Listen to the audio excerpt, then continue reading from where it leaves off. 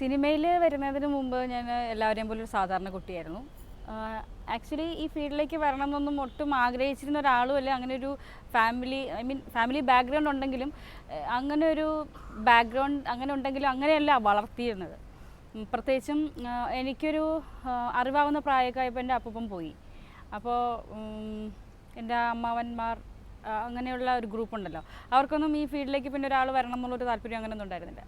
പക്ഷേ എൻ്റെ അമ്മയ്ക്കും അച്ഛനും ഒക്കെ ഭയങ്കര താല്പര്യമായിരുന്നു. അമ്മയെക്കാട്ടിലും കൂടുതൽ എൻ്റെ അച്ഛനായിരുന്നു താല്പര്യം. ഞാനിങ്ങനെ ഒരു എന്തെങ്കിലും കലാകാരിയാവണമെന്നുള്ളൊരു താല്പര്യം. അങ്ങനെ എൻ്റെ അച്ഛനാണ് ശരിക്കും പറഞ്ഞാൽ ഞാൻ 10ാം ക്ലാസ് പഠിച്ച് എക്സാം കഴിഞ്ഞ് നിൽക്കുന്ന സമയത്ത് തന്നെ സ്ത്രീ പർവം എന്ന് പറഞ്ഞിട്ട് ശ്രീ സൂര്യകൃഷ്ണമൂർത്തിയുടെ ലൈറ്റ് ആൻഡ് സൗണ്ട് ഷോയിൽ എന്നെ പങ്കെടുപ്പിക്കുന്നതും അച്ഛനുണ്ടായിരുന്നു. അതിലൊരു കുട്ടി വരാതിരുന്നപ്പോൾ, അതും 10ാം ക്ലാസ്സിൽ പഠിക്കുന്നൊരു കുട്ടി തന്നെയാണ്, എന്നെ ഇങ്ങനെ കൊണ്ടുപോകുന്നതും മൂർത്തി സാറിനെ ഇഷ്ടപ്പെടുന്നതും എന്നെ അതിൽ ഇതാക്കുന്നതും അത് കണ്ടിട്ട് ഞാൻ ശ്രീ പ്രേംകുമാർ എന്നെ ഒരു സീരിയലിന് വേണ്ടിയിട്ട് ക്ഷണിച്ച്, അങ്ങനെ തത്തമ്മ പൂച്ച എന്ന് പറഞ്ഞിട്ട് അതിൽ വരികയും അങ്ങനെയാണ് പിന്നെ ഞാൻ പതുക്കെ 10th കഴിഞ്ഞപ്പോഴായിരുന്നു ഞാൻ പതുക്കെ ഫീൽഡിലേക്ക് വന്നത്. അങ്ങനെ ഇൻസ്പിറേഷനോ കാര്യങ്ങളൊന്നും ഉണ്ടായിട്ടില്ല.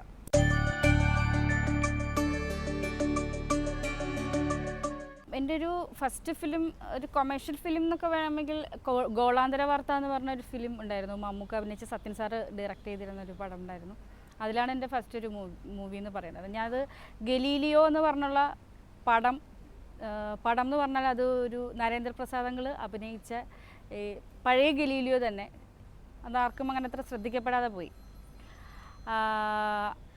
അതാണ് ഞാൻ ചെയ്തൊരു കൊമേഴ്ഷ്യൽ പടം ഗോളാന്തര വാർത്ത എന്ന് പറയുന്നത്. അതിലെനിക്ക് അങ്ങനെ വലുതായിട്ട് ഒരു പെർഫോമൻസ് വൈസൊന്നും അങ്ങനെ അധികം ഉണ്ടായിരുന്നില്ല. മമ്മൂക്കയുടെ വീടിൻ്റെ അടുത്ത് താമസിക്കുന്ന ഒരു കുട്ടി, എപ്പോഴും സുകുമാരിയമ്മയ്ക്ക് കൂട്ടായിട്ടുള്ളൊരു കുട്ടി, അങ്ങനെയൊക്കെയുള്ളൊരു ക്യാരക്ടറായിരുന്നു. ഞാൻ അത് കഴിഞ്ഞിട്ടാണ് മഴയത്ത് മുമ്പേ ചെയ്യണത്. മഴയത്ത് മുമ്പേ പക്ക പ്രൊഫഷണലായിരുന്നു. ഞാൻ ത്രൂ ഔട്ട് നിന്നൊരു ക്യാരക്ടറായിരുന്നു. അപ്പം ആസ് എൻ ആർട്ടിസ്റ്റ് ഞാനൊരു ത്രൂ ഔട്ട് ക്യാരക്ടർ ചെയ്തത് മഴയത്ത് മുമ്പിലാണ് തുടക്കം. അതെനിക്ക് ഭയങ്കര എന്താ പറയുക, ഇപ്പോഴും മറക്കാൻ പറ്റാത്ത ഓർമ്മകളുള്ളൊരു സിനിമയാണ്. ആദ്യ സംവിധായകൻ ശ്രീകുമാരൻ തമ്പി സാറാണ്. ശരിക്കും ഒരു ഫിലിം ഇതിൽ പറയുകയാണെങ്കിൽ അത് പറയാനാണെങ്കിൽ ഒരുപാടുണ്ട്. ഞാൻ പറഞ്ഞത് അതാണ് ഞാൻ എടുത്തു പറഞ്ഞത്. എൻ്റെ കൊമേഴ്ഷ്യൽ ഫിലിം എന്ന് ഞാൻ എടുത്തു പറഞ്ഞത് അതുകൊണ്ടാണ്. ശ്രീകുമാരൻ തമ്പി സാറിൻ്റെ ശബരിമലയിൽ തങ്ക സൂര്യോദയം എന്ന് പറഞ്ഞൊരു ഫിലിം, അത് ഫിലിം എന്ന് പറഞ്ഞാൽ മൊത്തത്തിലതൊരു ഫിലിമാണ്. പക്ഷേ ഫസ്റ്റ് ഒരു സ്റ്റോറി ശബരിമല സീസണിൽ റിലീസ് ചെയ്തതാണ്. ഫസ്റ്റ് ഒരു സ്റ്റോറി രണ്ടാമത്തെ നടുക്ക് വരുന്ന 2 സ്റ്റോറീസും പുറത്തുനിന്ന് അന്യഭാഷാ ചിത്രം മലയാളത്തിലേക്ക് ഡബ് ചെയ്തിട്ട് വന്ന 2 സ്റ്റോറി, ലാസ്റ്റ് ഒരു സ്റ്റോറി. ആ ലാസ്റ്റുള്ള സ്റ്റോറിയിലാണ് ഞാനുള്ളത്. ഡബ്ബിങ് എക്സ്പീരിയൻസ് എനിക്ക് ഒട്ടും ഇഷ്ടമില്ലാത്തൊരു മേഖലയായിരുന്നു ഡബ്ബിങ്. എൻ്റെ അടുത്ത് ഭാഗ്യേച്ചിയാണ് അതിൽ ഇൻസ്പിറേഷൻ തന്നത്. ഭാഗ്യേച്ചി ഒരിക്കൽ ചോദിച്ചു, നിനക്ക് സ്വയം തന്നെ ഡബ് ചെയ്തൂടെ, നന്നായിട്ട് നിനക്ക് മോഡുലേഷനും കാര്യങ്ങളൊക്കെ ഉണ്ട്, നിനക്ക് ഡബ് ചെയ്താൽ എന്താ കുഴപ്പം? മടിയാണ്. കാരണം അഭിനയിക്കുന്നതിനേക്കാളും ഏറ്റവും ടഫായിട്ടുള്ള പരിപാടി എന്ന് പറയുന്നത് ഡബ്ബിങ് തന്നെയാണ്. അഭിനയിക്കുമ്പോൾ നമ്മൾ ആ കൂടെ നിൽക്കുന്ന ആൾക്കാരും ചുറ്റുപാടും കാര്യങ്ങളും എല്ലാമായിട്ട് നമ്മളങ്ങ് അറിയാതെ അങ്ങ് അഭിനയിച്ച് പോകും. ആ ഒരു മൂഡൊക്കെ ക്രിയേറ്റ് ചെയ്തിട്ട്.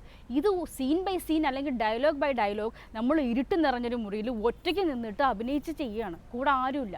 ഭയങ്കര ടഫ് തന്നെയാണ്. എനിക്ക് ഭയങ്കര മടിയായിരുന്നു. പക്ഷെ ഇപ്പം ഞാൻ യൂസ്ഡ് ആയിട്ടോ. ശബരിമല തങ്ക സൂര്യോദയത്തിൽ തന്നെയാണ് ഞാൻ കരഞ്ഞത്. അതിൽ കല്യാണം കഴിയാതെ നിൽക്കുന്നൊരു കുട്ടിയായിട്ടായിരുന്നു.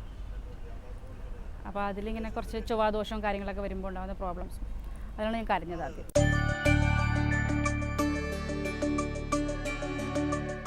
ഫസ്റ്റ് ഷോട്ട് ഞാനൊരു പേപ്പറും കൊണ്ട് ഓടി വരുന്നൊരു, അതായത് മമ്മൂക്കയുടെ ഫോട്ടോ അതിലുണ്ടെന്ന് പറഞ്ഞിട്ട് സുകുമാരിയമ്മയാണ് അമ്മയെ കാണിക്കാനായിട്ട് ഓടി വരുന്നൊരു സീനുണ്ട്. ആ സീനായിരുന്നു എൻ്റെ ഫസ്റ്റ് ഷോട്ട് എന്ന് പറയുന്നത്.